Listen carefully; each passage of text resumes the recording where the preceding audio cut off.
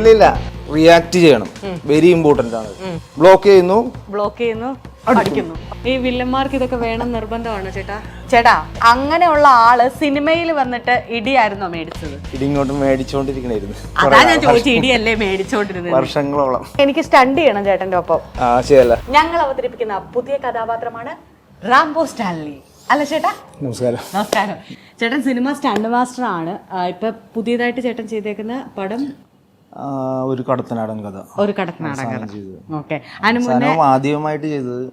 അതിനു മുന്നേ ഒറ്റ അസിസ്റ്റന്റ് ആയിരുന്നു. ആദ്യം ഫൈറ്റർ ആയിരുന്നു ആദ്യം.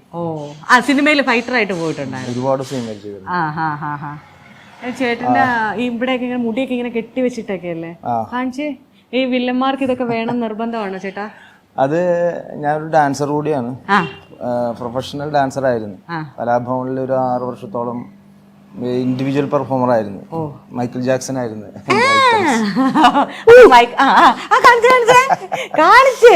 കാണിക്കേട്ടാ, ഞാൻ മുടി കെട്ടി വെക്കട്ടെ? കാരണം എനിക്ക് സ്റ്റണ്ട് ചെയ്യണം ചേട്ടന്റെ ഒപ്പം. ചെയ്തല്ലേ? എന്നെ ഒരു പടത്തിലെടുത്തു. ഓക്കെ, ചേട്ടനാണ് എന്റെ സ്റ്റണ്ട് മാസ്റ്റർ. എന്റെ ശരീരം ഒട്ടും വഴങ്ങത്തില്ല. ഇങ്ങനെ ചേട്ടൻ അടിക്കാൻ പോയാൽ പോലും ഇങ്ങനെ നിന്ന് വഴങ്ങത്തില്ല. അങ്ങനെ മാസ്റ്റർ ഉള്ളത്. അപ്പൊ മാസ്റ്റർ എന്നെ പഠിപ്പിക്കും. മാസ്റ്റർ ഫൈറ്റിൽ ആദ്യം ബേസ് ആയിട്ട് പഠിക്കേണ്ട കുറെ കാര്യങ്ങളുണ്ട്. മസ്റ്റ് ആയിട്ട് ടൈമിങ് നോക്കണം. പിന്നെ ആക്ഷൻ, റിയാക്ട് ചെയ്യണം. വെരി ഇമ്പോർട്ടന്റ് ആണ്. റിയാക്ട് ചെയ്യാന്ന് പറഞ്ഞാൽ ഞാനൊരു അറ്റാക്ക് ചെയ്ത് കഴിഞ്ഞാൽ റിയാക്ട് ചെയ്യും. ഇപ്പൊ ഒരു ഫേസിന് ഒരു അറ്റാക്ക് വന്നു, റിയാക്ഷൻ എങ്ങനെ വരും? കൊണ്ടു കഴിഞ്ഞാൽ എങ്ങനെ വരും? റിയൽ ആയിട്ട് എങ്ങനെ വരും? അത് ടൈമിങ്ങിൽ ചെയ്യണം. Action, reaction, timing. അത് ഇവ മൂന്നും കറക്റ്റ് ആയിട്ട് വരണം. പറഞ്ഞ മനസ്സിലായോ? വെരി ഇമ്പോർട്ടന്റ് ആണ്. അത് കറക്റ്റ് ആയിട്ട് ചെയ്യുമ്പോഴാണ് ഒരു ഫൈറ്റ് പെർഫെക്റ്റ് ആക്കുന്നത്. അതല്ലാണ്ട് ടെക്നിക്കൽ വൈസ് ക്യാമറ എല്ലാ ആംഗിള് എല്ലാം ഉണ്ട്. പക്ഷെ നമ്മളിപ്പോ ഒരു ആർട്ടിസ്റ്റിനെ പഠിപ്പിക്കാൻ നേരത്ത് ഈ രീതിയിലാണ് നമ്മൾ ട്രെയിൻ ചെയ്യിപ്പിക്കുന്നത്. ചേട്ടൻ ഇടികൊണ്ടാണ് ഇപ്പൊ പറഞ്ഞല്ലോ, സിനിമയിൽ ചേട്ടൻ സ്റ്റണ്ട് ചെയ്ത് ആദ്യം ഇടികൊള്ളാൻ പോകുന്ന തൊഴിലാളി. ഓക്കെ. ഇല്ല, ആദ്യം ഞാൻ ഇടി കൊടുത്തു വന്ന ആളാണ്. ഞാനൊരു ഫൈറ്റ് ഇത് റിയൽ ഫൈറ്റർ ആയിരുന്നു. എനിക്കറിയാം. 2 തവണ നാഷണൽ ചാമ്പ്യൻ ആയിരുന്നു കിക്ക് ബോക്സിംഗിൽ. ഇടി കൊടുത്തു വന്ന ആളാണെന്ന് പറഞ്ഞു. അതാണ് ഇടി കൊടുത്തത് പറഞ്ഞത്. ഓക്കെ. കിക്ക് ബോക്സിംഗ് ചേട്ടൻ ചെയ്തിട്ടുള്ള കഥ എനിക്കറിയാം. ചേട്ടാ, ഈ അങ്ങനെയുള്ള ആള് സിനിമയിൽ വന്നിട്ട് ഇടിയായിരുന്നോ മേടിച്ചത്? ഇല്ല, ഇടി ഇങ്ങോട്ട് മേടിച്ചോണ്ടിരിക്കണായിരുന്നു. അതാ ഞാൻ ചോദിച്ചു, ഇടിയല്ലേ മേടിച്ചോണ്ടിരുന്നത്? വർഷങ്ങളോളം. സിനിമയിലെ സ്റ്റണ്ടിലേക്ക് പോകുന്നത് ഈ കിക്ക് ബോക്സിങ്ങിന്റെ ഇൻട്രസ്റ്റിംഗ് കൊണ്ടാണോ, അതോ ഇപ്പൊ ചേട്ടനാണെങ്കിൽ നല്ല മെയ്വഴക്കമുണ്ട് എല്ലാ കാര്യത്തിലും, ഡാൻസർ ആണ്, ക്രിക്കറ്റ് പ്ലെയർ ആണ്, അങ്ങനെ ഐ തിങ്ക് ഒരു കുറെ മേഖലയിൽ ഭയങ്കര ടാലന്റഡ് ആയിട്ടുള്ള, അതായത് എല്ലാ മേഖലയിലും കൈവച്ചിട്ടുണ്ട്. കൈവച്ച മേഖലയിലെല്ലാം ടാലന്റഡുമാണ്. അത് ആസ്വദിച്ച് ചെയ്യുന്നു, എൻജോയ് ചെയ്യുന്നു എല്ലാം. അപ്പൊ എങ്ങനെയാണ് ഇപ്പോഴത്തെ എന്നെ പഠിപ്പീര്? അത് പഠിപ്പിച്ചാലേ എനിക്ക് പറയാൻ പറ്റത്തുള്ളൂ. ആദ്യം ഒരു ആക്ഷൻ പഠിക്കാം. എന്നെ ശ്രദ്ധിച്ചാൽ മാത്രം മതി. അവിടെ നിന്ന് വാച്ച് ചെയ്താൽ മതി. ഓക്കെ. ഞാൻ എന്താണ് ചെയ്യുന്നത്? ഇപ്പൊ ഒരാള് നമ്മളുടെ അടുത്തൊരു സ്ട്രഗിളിന് വരുന്നു. അപ്പൊ അത് ആദ്യം ഡിഫെൻഡ് ചെയ്യുക നമ്മള്. പറഞ്ഞു മനസ്സിലായി? ചേട്ടന്റെ കൈയുടെ കാലിന്റെ നീളം എന്നെ ഒന്ന് കാണിക്കണം. ആ ഒരു ഗ്യാപ്പിൽ അറ്റാക്ക് ചെയ്യുന്നത് ഇയാളാണ്. ഞാനാണ് ചേട്ടനെ ഇടിക്കാൻ വരുന്നത്. ഓക്കെ. അറ്റാക്ക് ചെയ്യുന്നത് ഇയാളാണ്. അപ്പൊ അറ്റാക്കിംഗ് ആണ് ഞാൻ കാണിച്ചു തരാൻ പോണത്. ഓക്കെ. പറഞ്ഞു മനസ്സിലായോ? ഇപ്പൊ ഓക്കെ, നോക്കാം. ഞാൻ ഇടിക്കും. ബ്ലോക്ക് ചെയ്യുന്നു, അടിക്കുന്നു. ഓക്കെ. ഓക്കെ. ഇതാണ് ആക്ഷൻ. ഇതാണ് ഇത് എന്നെ കോപ്പി ചെയ്യണം. ഓക്കെ. പറഞ്ഞു മനസ്സിലായോ? ബ്ലോക്ക് ചെയ്യുന്നു, അടിക്കുന്നു. ഓക്കെ. പറഞ്ഞു മനസ്സിലായോ? ഒന്നും കൂടി കാണിക്കാം. ആക്ഷൻ കറക്റ്റ് ആയിരിക്കണം. എന്നെ കോപ്പി ചെയ്യണം. ഞാൻ അത് കറക്റ്റ് ചെയ്യാം. ഇപ്പൊ ചെയ്യണ്ട, ഒന്നും കൂടി കാണുക. ഓക്കെ. Block, okay. ഒന്ന് ചെയ്തേ, 15 ചെയ്ത് നോക്ക്. Block, attack. അറ്റാക്ക് ഇങ്ങനെ പോണം, ഇങ്ങനെ പോണം.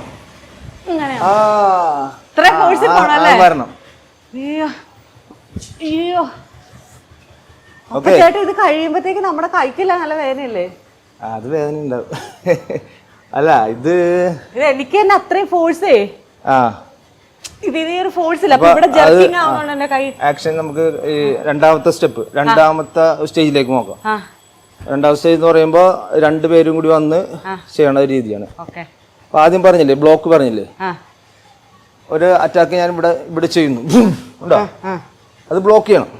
ഓക്കെ, ബ്ലോക്ക്, ആ അറ്റാക്ക്,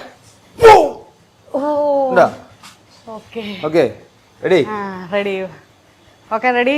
ബ്ലോക്ക് ചെയ്യണം ആദ്യമേ.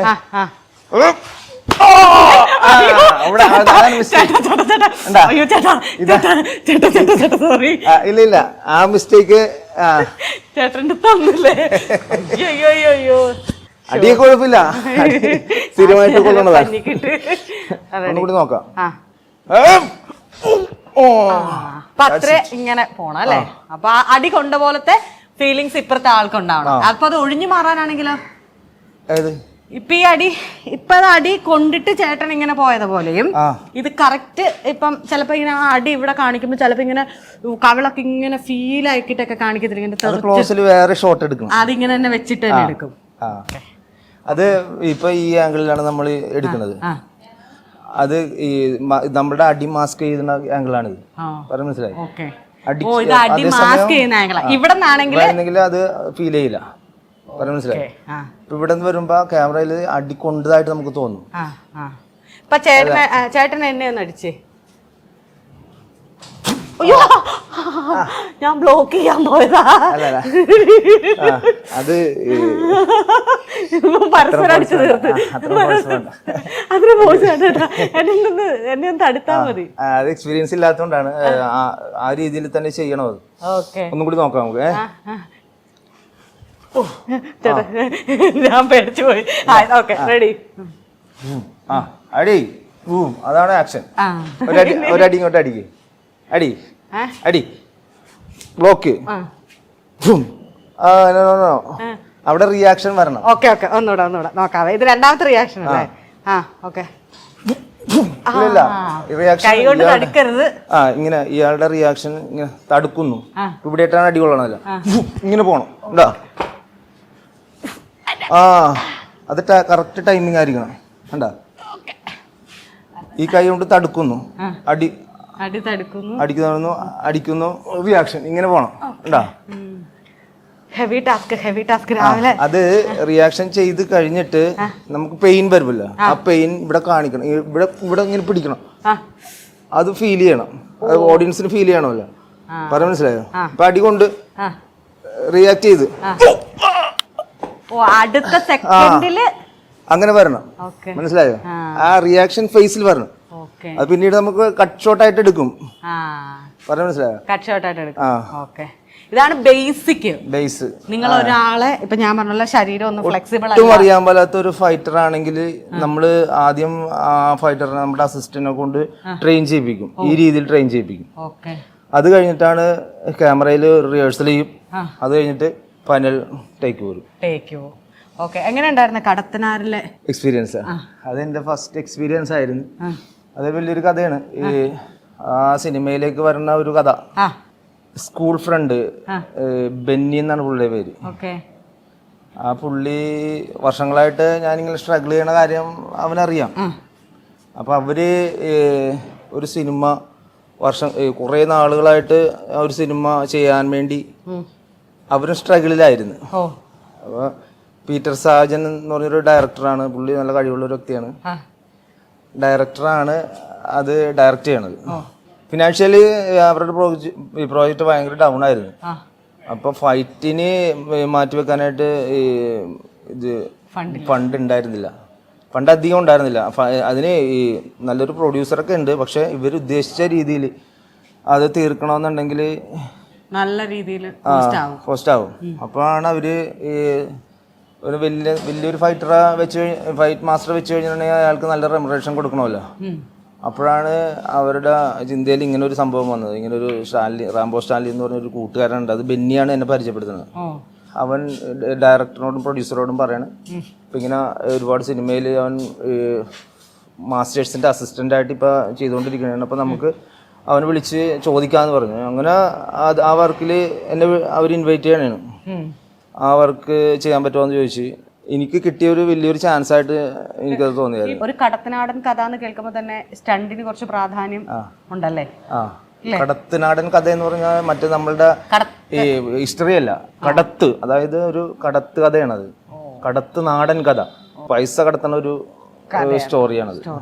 നമ്മുടെ ഷാഹിൻ സിദ്ദീഖാണ് അതിന്റെ അകത്ത് അഭിനയിച്ചേക്കുന്നത്, സിദ്ദീഖ് സാറിന്റെ മോൻ. അല്ല, എത്രത്തോളം സ്റ്റണ്ടിന് പ്രാധാന്യം അറിയാനായിരുന്നു ചോദിച്ചത്. ഇപ്പൊ ഈ അവിടെ ചെന്ന് ആ വർക്ക് കമ്മിറ്റ് ചെയ്ത് ഡയറക്ടറിനെ മീറ്റ് ചെയ്ത് പ്രൊഡ്യൂസറിനെ മീറ്റ് ചെയ്ത് അവർ പറഞ്ഞതനുസരിച്ച് ആ വർക്ക് ഏറ്റെടുത്ത് നല്ല കോഴിക്കോടാണെന്ന് എൻ്റെ ഷൂട്ട് നല്ല രീതിയിൽ അത് ചെയ്തു തീർത്തു. ഒരു എക്യുപ്മെന്റ്സും ഇല്ലാതെ, അതായത് റോപ്പും ബെഡ് അങ്ങനെയുള്ള സാധനം ഒന്നും ഇല്ലാതെ എൻ്റെ ഇത്ര നാളുള്ള എക്സ്പീരിയൻസിൽ ഒരു എക്യുപ്മെന്റ്സും ഇല്ലാതെ ചെയ്ത, അതായത് റോപ്പൊന്നുമില്ല, റോപ്പൊന്നും ഇല്ലാതെ ചെയ്ത ഒരു വർക്കാണത്. അത് റിയലിസ്റ്റിക് ആയിട്ട് ചെയ്ത വർക്ക്. കുറെ സാധനത്തിന് വേണ്ടിയിട്ടാണല്ലോ ഈ റോപ്പ് ഉപയോഗിക്കുന്നത്. എനിക്ക് കറക്റ്റ് കാര്യം അറിയില്ല. അപ്പൊ ഈ റോപ്പ് വെച്ചിട്ട് നിങ്ങൾക്ക് എങ്ങനെയാ ഫൈറ്റ് ചെയ്യാൻ പറ്റുന്നത്? ഈ എങ്ങനെയാ അത് ട്രെയിൻ ചെയ്യിക്കുന്നത്? എങ്ങനെയാ അവരെ? റോപ്പില് പണ്ട് മുതലേ ചെയ്തു വരുന്ന മെത്തേഡാണ് ഈ റോപ്പില്. അപ്പൊ അത് സേഫ്റ്റിയാണ് കൂടുതലും. നമ്മളൊരു ഫോളിങ് സീക്വൻസ് ഒക്കെ എടുക്കാൻ നേരത്ത് റോപ്പ് നമ്മൾ ഇഞ്ചുറി ഇല്ലാതെ ഒരുപാട് സഹായിക്കും. പിന്നെ ആക്ഷൻസിലെ വേരിയേഷൻസ് ഒരുപാട് ചെയ്യാൻ പറ്റും അതിൻ്റെ റോപ്പിൽ. നമ്മൾ റിയലിസ്റ്റിക് ആയിട്ട് ഒരു ഫൈറ്റ് ചെയ്യാൻ നേരത്ത് അങ്ങനെ ചെയ്യാൻ പറ്റില്ല. ഇപ്പൊ ഫോളിംഗ് ഒക്കെ നല്ല ഫോഴ്സിൽ ഒരു ഫോളിംഗ് വന്നുവെങ്കിൽ റോപ്പിന്റെ സഹായം ബെഡിന്റെ സഹായം ഇല്ലാതെ പറ്റില്ല. അതിലും ഒരുപാട് മിക്ക സിനിമയിലും റോപ്പ് വർക്ക് ഉണ്ട്. ഇപ്പൊ റിയലിസ്റ്റിക് ആയിട്ട് ചെയ്യണ ഒരു രീതി ഈ കഴിഞ്ഞ സമയത്താണ് ഇവിടെ ഇതായത്. ഇവിടെ നല്ലൊരു പ്രചാരത്തിൽ വന്നത്. ഒറ്റ ഷോട്ടില് ചില സീക്വൻസ് ഒക്കെ കണ്ടില്ലേ, അങ്കമാലിയുടെ ആ സീക്വൻസ് ഒക്കെ പരീക്ഷിച്ചത് ഇപ്പോഴാണ്. ഇപ്പം ഇത് നമ്മളുടെ ബോളിവുഡ് ഫിലിമിലും ചൈന പടത്തിലൊക്കെ അവർ നേരത്തെ തന്നെ ചെയ്തിട്ടുണ്ടായിരുന്നു. ഈ പറയുന്ന ചേട്ടൻ ഈ പറഞ്ഞ റിയലിസ്റ്റിക് എന്ന് പറയുന്നുണ്ട്. അപ്പൊ ഇത് നിങ്ങൾക്ക് റിയലിസ്റ്റിക് ആകുമ്പോൾ എനിക്ക് തന്നെ അങ്കമാലി ഡയറക്ഷനകത്താണ് പറയുന്നത്, എടാ നിങ്ങൾക്ക് എന്തൊക്കെ ചെയ്യാൻ പറ്റുന്നു അതൊക്കെ ചെയ്ത് ഞങ്ങൾ ക്യാമറ വെച്ച് പോവാന്നാണ് പറഞ്ഞിട്ടാണ് അവർ അടി മുഴുവൻ നടത്തുന്നത്. അപ്പൊ അതിന് മുന്നേ ഒരു ഈ പറഞ്ഞ പോലെ അവർക്കൊരു ട്രെയിനിങ് ഉണ്ടാവും. അല്ലെങ്കിൽ നമ്മളിപ്പം എനിക്ക് കുറച്ച് തല്ലറിയാമല്ലോ, എന്നൊക്കെയാണെന്ന് പറഞ്ഞാലും ഒരാൾ തല്ലാൻ വന്നാൽ തടുക്കാൻ അയാളുടെ വയറിട്ടിടിക്കാനെങ്കിലും അറ്റ്ലീസ്റ്റ് അറിയാമല്ലോ. അത് വെച്ചിട്ടാണോ നമ്മൾ ചെയ്യുന്നത്? അതോ അതിൽ ചെയ്തവർക്ക് എല്ലാവർക്കും നല്ല ട്രെയിനിങ് കൊടുത്താൽ മാത്രമേ അതിന്റെ വർക്ക് ഞാൻ കണ്ടില്ല. അങ്ങനെ ക്യാമറമാനാണ് അതിൻ്റെ അകത്ത് വെരി ഇമ്പോർട്ടൻ്റ് ആയിട്ടുള്ള ഒരു ഏരിയ. പിന്നെ ഫൈറ്റ് മാസ്റ്റർ, അത് കഴിഞ്ഞ് ഇതിനെല്ലാം കോർഡിനേറ്റ് ചെയ്യണം. ഒരു ഫൈറ്റ് നമ്മൾ ആദ്യം മുതൽ അവസാനം വരെ ഒരു 5 minutes ഉണ്ടെങ്കിൽ അത് എഡിറ്റൊക്കെ ചെയ്തു വരുമ്പോൾ ഭയങ്കരമായിട്ട് കുറയും. പക്ഷെ ആ ഫൈറ്റ് എന്ന് പറഞ്ഞാൽ ഒറ്റ അടിക്ക് തീർത്തേക്കുന്ന ഒരു ഫൈറ്റാണല്ലോ. അതിപ്പോൾ പല പല പടങ്ങളിലും ഉണ്ട്. ഈ ബോളിവുഡ് പടത്തിലും പിന്നെ നമ്മുടെ തെലുങ്കന്മാരും തമിഴന്മാരും എല്ലാവരും ചെയ്തിട്ടുണ്ട്. അതിൽ നമ്മളൊരു ഇതായിട്ട് എഡിറ്റ് ചെയ്ത് എടുക്കണ അതിനേക്കാളും ഇരട്ടി എഫേർട്ട് അതിൻ്റെ അകത്തുണ്ട്. എന്ന് വെച്ചാൽ ഓരോ ആളുകളും പെർഫെക്റ്റ് ആയിരിക്കണം അതിൻ്റെ അകത്ത്. ഒരെണ്ണം പോയാൽ മൊത്തം പോകും, പിന്നെ റീഷൂട്ട് ചെയ്യണം. അങ്ങനെ ചെയ്തിട്ടുണ്ടാവും അവര്. അങ്ങനെ എടുത്തേക്കുന്ന ഒരു വർക്കാണത്. ഓരോ ആളുടെ റിയാക്ഷനും ആക്ഷനും പെർഫെക്റ്റ് ആയിരിക്കണം. പിന്നെ ക്യാമറയുടെ ആംഗിള്, ചില സംഭവം മാസ്ക് ചെയ്ത് തന്നെ എടുക്കണം. ഹൈഡ് ചെയ്ത് തന്നെ ചീറ്റിംഗ് ഷോട്ടൊക്കെ ഉണ്ടാവും, അത് അങ്ങനെ തന്നെ എടുക്കണം. അപ്പൊ അത് ക്യാമറമാൻ്റെ തലയിലാണ് ഉള്ളത്. ആ സമയത്ത് ഈ ആംഗിൾ വരണം, ആ സമയത്ത് ഇപ്പുറത്തേക്ക് മാറണം, ഇവര് ആ ആക്ഷൻ ചെയ്യുമ്പോ ഈ ആംഗിളിൽ വരണം. അത് ബ്രില്യന്റ് ആയിരിക്കണം, അത്രയും ബ്രില്യന്റ് ആയിരിക്കണം സ്റ്റണ്ട് ആയിരിക്കണം. ആ സീൻ എടുക്കുമ്പോൾ സ്റ്റണ്ട് മാസ്റ്റർ ആണ് അവിടത്തെ ഏറ്റവും വലിയ പവർഫുൾ. അതായത് ചില സിനിമയില് ഡയറക്ടർ സ്റ്റണ്ട് മാസ്റ്റർക്ക് ആ സിറ്റുവേഷൻ വിട്ടുകൊടുക്കും. എന്നുവെച്ചാൽ അവർക്ക് വിശ്വാസം ഉള്ളത് കൊണ്ടാണ്. ഈ സ്റ്റോറി ഇതിനു മുമ്പേ ഈ ഫൈറ്റ് മാസ്റ്ററോട് ഡയറക്ടർ പറഞ്ഞിട്ടുണ്ടാവും. അപ്പൊ അത് കണക്ക് കറക്റ്റ് ആയിട്ട് അയാൾ അത് സെറ്റ് ചെയ്ത് ഈ ഡയറക്ടറോട് ഇത് എക്സ്പ്ലെയിൻ ചെയ്ത് കൊടുക്കും, ഇങ്ങനെയാണ് ഞാൻ ചെയ്യാൻ പോണെന്നുള്ള സംഭവങ്ങൾ എക്സ്പ്ലെയിൻ ചെയ്ത് കൊടുക്കും. അത് മാത്രമേ ഉണ്ടാവുള്ളൂ. ബാക്കി എല്ലാം കോൺട്രിബ്യൂട്ട് ചെയ്യണത് നമ്മുടെ ഡയറക്ടർ ഫൈറ്റ് മാസ്റ്റർ. ഈ സിനിമയിലെ ടൈറ്റിൽ കാർഡ് എഴുതി കാണിക്കുമ്പോൾ തന്നെ സംഘടന എന്ന് കാണിക്കുമ്പോൾ അവിടുത്തെ BGM ആണ് മ്യൂസിക് വരും, ഒരു മനസ്സിലായി, അതായത് സംഘടനത്തിന്റെ ആ ഒരു കോലാഹലം വരും. ഞാനതാണ് പറഞ്ഞത് മാഫിയ ശശി. നമുക്കറിയാം പട്ടൻ റഷീദ് മേക്കപ്പ്, നമുക്കറിയാവുന്ന കുറച്ചുണ്ട്. PR വാഴൂർ ജോസ്, രജിസ്റ്റേർഡ് ആണ് ഇത്, മനസ്സിലായോ? അതായത് രജിസ്റ്റേർഡ് ആണ് ഈ സംഘടന. നമ്മളിങ്ങനെ വായിച്ചോ, ഓ സംഘടന മാഫിയ ശശി, ഓക്കെ, നമുക്കറിയാം. നമ്മൾക്ക് ഈ ഒരു കുറച്ച് പേരുകൾ ആ ഒരു യുണീക്ക് ഉണ്ടായിരുന്നു അവർക്ക്. അത് കഴിഞ്ഞിട്ടാണ് ഇപ്പോഴാണ് ഇങ്ങനെ ചേട്ടൻ പറഞ്ഞ പോലെ തന്നെ പലയിടത്തുനിന്ന് ആൾക്കാർ വന്നതും എടുത്തതും ഒക്കെ. എന്താണേലും ചേട്ടന്റെ ഫൈറ്റിംഗ് ഫീൽഡ് എന്ന് പറയുന്നത് ഭയങ്കര ഡേഞ്ചർ ആയിട്ടുള്ള ഒരു ഫീൽഡാണ്. അപ്പൊ ഫീൽഡ് വിട്ടിട്ട് ഒന്നും ആയിത്തീരാത്ത ഒരുപാട് മാസ്റ്റേഴ്സ് ഉണ്ട്. 1-2 വർക്ക് ചെയ്തിട്ട് പിന്നെ അതിനു മുമ്പ് ഒരുപാട് സിനിമകളിൽ ഫൈറ്ററായിട്ട് വന്നവരാണ്, ഫൈറ്റായിട്ട് ചെയ്തവരാണ്. അവരുടെ എല്ലും നടുവും എല്ലാം ഇതിലൂടെ ഇതായി. അതായത് പൃഥ്വിരാജിന്റെ അങ്ങനെ ഒരു പടമില്ലേ ചേട്ടാ, പൃഥ്വിരാജ് ഹീറോയില് അത് കോട്ട് ചെയ്ത് പോകണ്ടെന്ന് മാത്രമേ ഉള്ളൂ, പക്ഷെ മുഴുവനായിട്ടും ഇല്ല. അവരുടെ സ്റ്റോറി നമ്മൾ കേട്ട് കഴിഞ്ഞാലേ ഭയങ്കര ദയനീയമാണ്. ഒരു ഫൈറ്ററിന്റെ ആ സ്റ്റോറി ഇപ്പൊ ഇന്ന് സിനിമകളിൽ അങ്ങനെ ഞാൻ കണ്ടിട്ടില്ല. ഒരു സിനിമ ഫൈറ്റർ അവൻ സിനിമയില് ഭയങ്കര അഡ്വഞ്ചറായിട്ട് ചെയ്യുന്ന ഒരു വ്യക്തിയാണ്. ഏറ്റവും കൂടുതൽ അപകടാവസ്ഥയിലൂടെ നടന്നു വരുന്ന ഒരു വ്യക്തിയാണ് ഒരു ഫൈറ്റർ എന്ന് പറയുന്നത്. ഒരു ഫൈറ്ററിന്റെ ലൈഫ് അങ്ങനെയാണ്, ഭയങ്കര ഡേഞ്ചറാണ്. ഈ ഫോളിങ് ആണെങ്കിലും എല്ലാ കാര്യത്തിലും ഈ ഇഞ്ചുറീസ് ഒരു 100% ഇഞ്ചുറി സാധ്യതയുണ്ട്. മിക്ക ഫൈറ്റർക്കും ഇഞ്ചുറി ഉണ്ടാവും. എനിക്കുണ്ട്, എനിക്ക് ഒരുപാട് ഇഞ്ചുറി വന്നിട്ടുണ്ട് ഫൈറ്റിന്റെ സമയത്ത്. അത് ഓവർകം ചെയ്ത് അവൻ ആ ഒരു തൊഴിലിലേക്ക് ആയി കഴിഞ്ഞപ്പോൾ അത് വിട്ട് വേറൊരു മേഖലയിലേക്ക് അവന് പോകാൻ പറ്റില്ല. അതിൻ്റെ അങ്ങനത്തെ ഒരു കുറേ ഇങ്ങനെ അവരെ സംരക്ഷിക്കേണ്ട ഒരു ചുമതല കൂടി നമ്മുടെ ഒരുപാട് ഫൈറ്റേഴ്സ് ഉണ്ട് അങ്ങനെ. അതുകൊണ്ടാണ് ഞാൻ ഇങ്ങനെ മനസ്സിലായി. അതെ, നിങ്ങൾക്ക് ആകുമ്പോഴാണ് ഇത് കൂടുതൽ അറിയാവുന്നത്. ഈ ഒരു ഫീൽഡിൽ നിൽക്കുന്നതുകൊണ്ട് നിങ്ങൾക്കായിരിക്കാം ഏറ്റവും കൂടുതൽ. ഒരുപാട് ആളുകൾ ഫൈറ്ററായിട്ട് വന്നവരും ഈ അവസാനം കെട്ടുപോയിട്ട് ഭയങ്കര ശോചനീയാവസ്ഥയിലേക്ക് പോയ അവരും ഈ ഫീൽഡിലുണ്ട്. ഇവരെയൊക്കെ ഇതുവരെയും നേരെ ആരും അഡ്രസ് ചെയ്തിട്ടില്ല. പക്ഷെ സിനിമയില് റെമ്യൂണറേഷൻ കിട്ടുന്നത് ഹീറോവർക്കും അങ്ങനെയുള്ള ഡയലോഗ് വർക്ക് ചെയ്യണവർക്കുമാണ് കൂടുതൽ റെമ്യൂണറേഷൻ കിട്ടുന്നത്. ഇവർക്കാണെങ്കിൽ അധികം റെമ്യൂണറേഷൻ ഒന്നും ഇല്ലല്ലോ. ഫൈറ്റേഴ്സിന് അങ്ങനെ ഇല്ല അധികം റെമ്യൂണറേഷൻ. ഇപ്പോഴാണ് ഇത്തിരിയെങ്കിലും കൂടുതൽ, നേരത്തെ അങ്ങനെയല്ല. അവരുടെ ആഗ്രഹവും പിന്നെ അതിലേക്ക് ആയി കഴിഞ്ഞപ്പോൾ കുടുംബം പോറ്റാനുള്ള ഒരു ഉപാധിയായിട്ട് അതിലേക്ക് മാറി. അവൻ ചെയ്യുന്തോറും പ്രായമാവും തോറും അവൻ ഇഞ്ചുറി കൂടിക്കൊണ്ടിരിക്കും. പിന്നെ എന്തെങ്കിലും വർക്ക് അവന് ചെയ്യാനായിട്ട് ഭയങ്കര ബുദ്ധിമുട്ടായിരിക്കും. അങ്ങനെ ഒരു കാര്യമുണ്ട്. ഞാൻ ശരി ചേട്ടാ, ചേട്ടാ പറഞ്ഞത് കറക്റ്റാണ്. എനിക്ക് ആകെ അറിയാവുന്നത് നമ്മൾ മറ്റേ എന്തുവാ പടത്തിന്റെ പേരണ ചൈനീസ് പടങ്ങൾ ഒക്കെ ഉള്ള പടങ്ങളില്ലേ, ഇങ്ങനെ വെച്ചിട്ടുള്ള ഇത് മാത്രമേ എനിക്കറിയത്തുള്ളൂ. കുംഫു.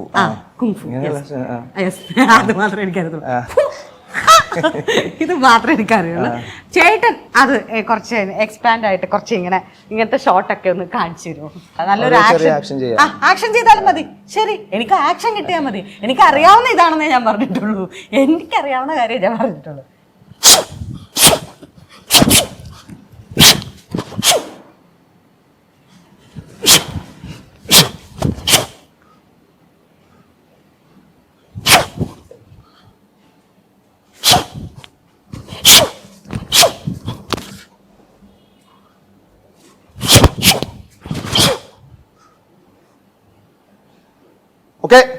ഓക്കെ,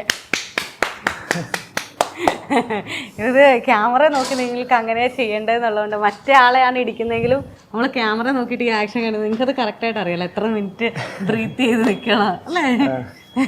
എനിക്ക് നല്ല രസമുണ്ട് ചേട്ടാ. എന്താണേലും ചേട്ടൻ്റെ പുതിയ പടത്തിന് എല്ലാവിധ ആശംസകളും നേരുന്നു. Thank you. Thank you. Thank you man. Thank you man.